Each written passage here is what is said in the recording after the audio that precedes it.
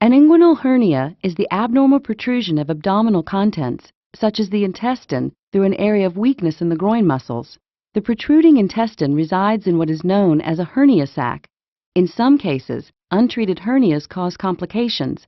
For example, if part of the intestines becomes stuck in the hernia opening, its blood supply may be cut off, leading to the death of intestinal tissue.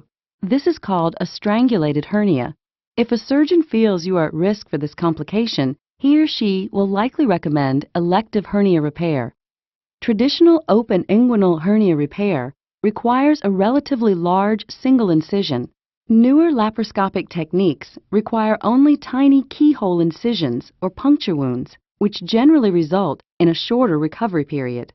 When you arrive at the hospital, an intravenous line will be started, and you may be given a sedative to help you relax. Laparoscopic inguinal hernia repairs are done under general anesthesia, which will put you to sleep for the duration of the operation.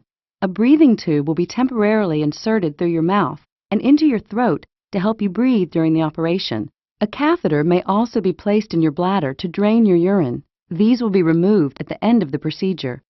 An uncomplicated laparoscopic inguinal hernia repair usually takes between 30 and 60 minutes. Depending on your situation and your surgeon's experience, he or she will choose one of two types of laparoscopic approaches: extraperitoneal laparoscopic repair or transabdominal preperitoneal repair.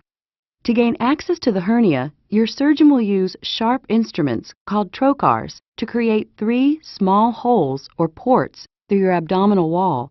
The location of these ports will vary depending on your surgeon's preference and the type of procedure.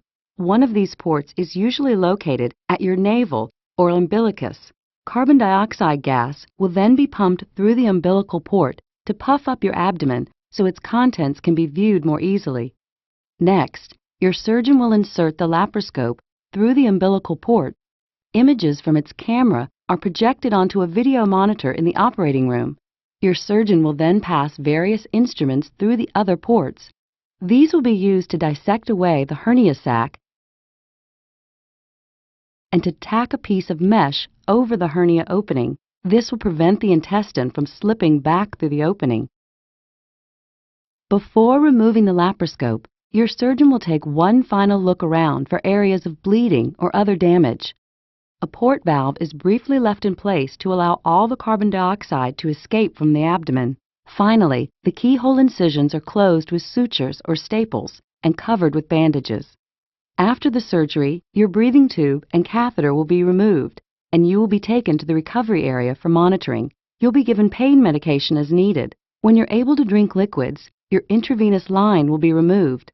Most patients can leave the hospital 3 to 5 hours after the procedure.